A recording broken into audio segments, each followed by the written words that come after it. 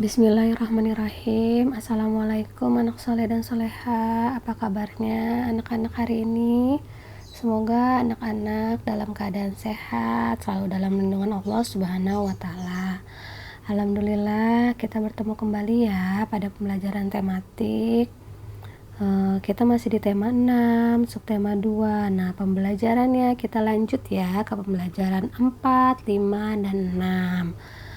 Seperti biasa, sebelum belajar kalian berdoa dulu ya. Nah, terus 3M-nya juga selalu dilaksanakan ya, jangan ditinggalkan agar pandemi ini cepat berakhir dan kita bisa berkumpul kembali belajar bersama di dalam kelas ya, ke sekolah. Nah, kita mulai masuk ke pembelajarannya ya anak-anak.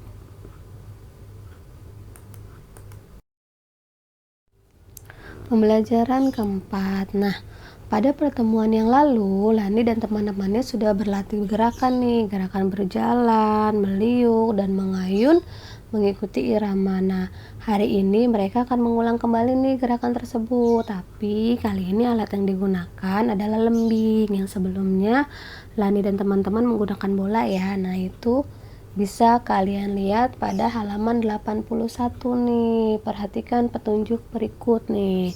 Sebelum melakukan gerakan ini, kalian melakukan pemanasan dulu ya. Nah, kalian bisa lihat pada halaman 81 dan bisa kalian praktekkan ya nak di rumah ya.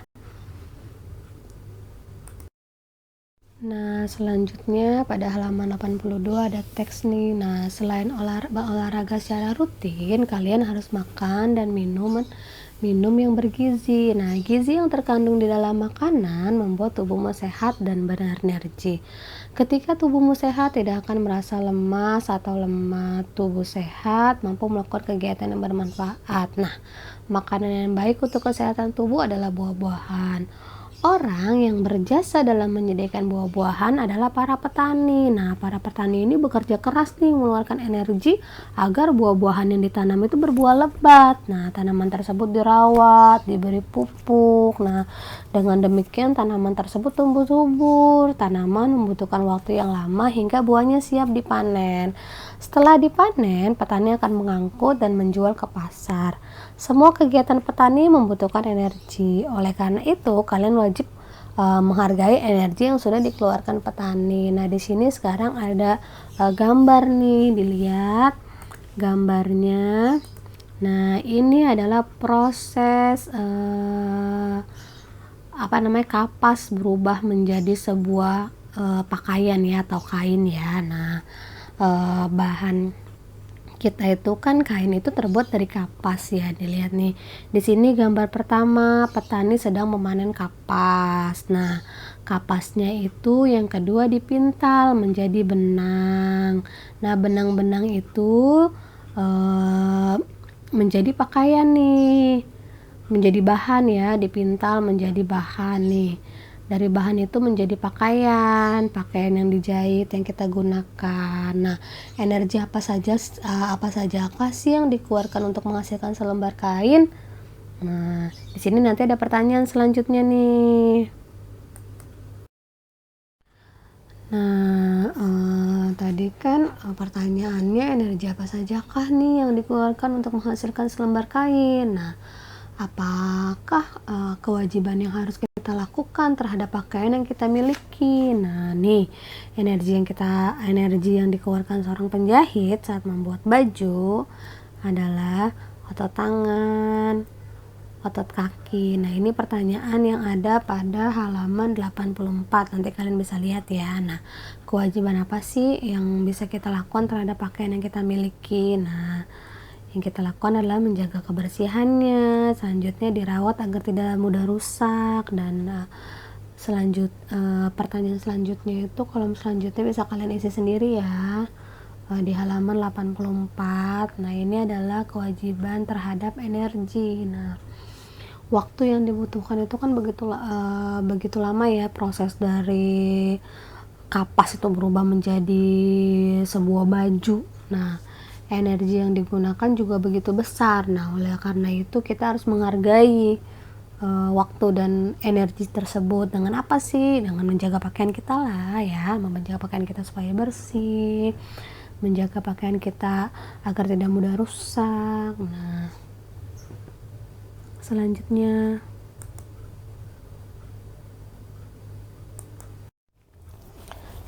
selanjutnya ada soal nih ya, persoalan. Coba hitung waktu kegiatan berikut. Bunia pergi ke pasar. Bunia akan membeli bahan untuk menjahit. Nah, dia berangkat dari rumah pukul 8.30. Setelah 45 menit, Bunia selesai belanja. Dia pun segera pulang. Pukul berapa Bunia pulang dari pasar? Gambarkan dengan jarum jam. Nah, di sini dilihat nih. Bunia berangkat pukul 8.30. Lama di pasarnya 45 menit. Nah, jadi Bunia pulang dari pasar itu 9:15 menit. Bagaimana caranya? Nih, perhatikan penjelasannya. 8.30 ditambah 45 menit ditambah ya. Karena kan yang ditanya itu pukul berapa dia pulang. Bunia pulang. Kalau yang soal sebelumnya itu pukul ininya udah ketahuan ya. Ayah berangkat pukul sekian, 7:30 tuh. Ayah pulang jam 18:00, jam 6 sore ya. Itu kan ketahuan. Nah, yang ditanya kan lamanya. Nah, kalau ini lamanya sudah ketahuan. Yang ditanya adalah pulangnya jam berapa. Berarti tinggal ditambah aja. 8.30 ditambah 45 menit. 0 ditambah 55, 3 ditambah 4, 7. 8 tambah 00, ini 0 tambah 0, 0 turun jadi 8, 75 menit. Nah, dilihat nih pukul 8 lebih 75 menit. Nah, di sini kan satuan menit itu 1 jam adalah 60 menit. Dijadikan 1 jam nih. Nah, bisa kita lihat nih. Caranya bisa begini juga nih. 8:75 menit pukul 8 ditambah 75 menit karena pukul 8 lebih 75 menit ya. 8 ditambah 75 menit nih penjelasannya seperti ini. Dilihat pukul 8 ditambah. Nah, tadi Ibu Guru bilang 75 menit itu dijadikan 60 menitnya dijadikan 1 jam nih. 60 ditambah 15 karena 60 menit ini kan 1 jam. Nah, 1 jam ini bisa bergeser ke sini nih. Jam sama jam bisa dijumlahkan. Menit sama menit dijumlahkan. Nah, ini kan masih ada 1 jam nih. Berarti 1 jamnya ditambahkan atau dijumlahkan dengan 8. Jadi 9 ditambah 15 menit. Sisanya yang tadi 15 menit. Sisa dari 75. 75 dikurang 60 kan sisa 15. Nah, berarti pukul 9:15 menit. Bagaimana jarum jamnya? Nah, jarum jamnya seperti ini. 9 tepat itu kan jarum panjangnya kan angka 12. Nah, setiap satu langkah ke sini nih, ke masing-masing angka itu 5 menit. 12 ke 1 5, 1 ke 2 5, semuanya 5 ya. Jadi tambahin aja. 5 10 15. Berarti di sini 9:15 menit. Nah, di sini paham ya anak-anak? Dan ini perlu diingat nih, 75 menit itu kan lebih dari 60 menit. Ya. Jadi cara gampangnya Ibu Guru kasih tahu nih ya. Kan 75 menit itu lebih dari 60 menit. Ya benar kan? Lebih dari 60 menit gitu aja. Tinggal kamu kurang aja 75 dikurang 60 menit. 75 dikurang 60 menit kan sisa 15. Nah, yang tadi 60-nya itu dimasukin ke 8. 60 kan 1 jam ditambahin sama yang 8. Jadi 9:15 menit. Atau enggak seperti ini juga kamu juga boleh. 60 ditambah 15. 60 kan sama dengan 1 jam ditambah 15 menit. Nah, jam bisa dijumlahkan nih sama-sama jam. 8 tambah 1 9. Taruh 15 menit. Jadi dia pukul 9:15 menit. Di sini paham ya anak-anak? Selanjutnya. Nah, selanjutnya ini pembelajaran kelima. Nah, pada pembelajaran kelima ini tentang sarana belajar ya. Nah, kita tuh di sekolah membutuhkan sarana belajar. Nah, siswa perlu ruang kelas yang bersih, perlu halaman untuk bermain dan berolahraga. Sekolah juga menyediakan energi listrik ya, untuk penerangan ya, untuk lampu, kipas, AC, air. Nah, semua itu kita di sekolah butuh energi juga ya. Nah, sekolah itu membayar juga nih setiap bulannya nih. Sebagai warga sekolah, nah siswa itu harus wajib melakukan penghematan karena kan sekolah juga harus membayar penggunaan energi yang digunakan ya, energi listrik yang digunakan. Nah, siswa pun harus membantu dengan cara apa? Menghemat energi listrik. Misalkan matikan lampu di kelas jika sudah tidak terpakai, matikan kipas angin. Misalkan di kelas ada kipas angin, ada AC, dinyalakan AC, kipas anginnya dimatikan. Air yang sudah tidak terpakai bisa dimatikan. Nah, sebagai warga sekolah yang baik, siswa juga wajib menunjukkan kepedulian atas penggunaan energi di sekolah. Perilaku hemat merupakan perilaku yang disukai Allah Subhanahu wa Ta'ala. Nah, Allah nggak suka yang mubazir karena mubazir itu kerjaannya setan. Jadi kita harus berhemat ya. Nah, selanjutnya di sini ada contoh nih. Tentukan perilaku yang menunjukkan kewajiban menghemat nih. Yang nomor satu menghemat nggak nih? Dia buang-buang air tuh. Tidak ya, jelas. Yang kedua, menghemat karena dia mematikan air jika sudah tidak dipakai. Nah, yang ke bawahnya nih menghemat nggak nih? Dia menghemat ya, karena kan dia nggak bersihin tuh ya.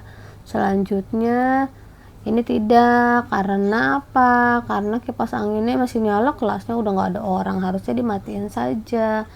Nah, selanjutnya gambar bagian ketiganya ini nggak menghemat ya, karena itu nyoret-nyoret nggak penting, nanti kan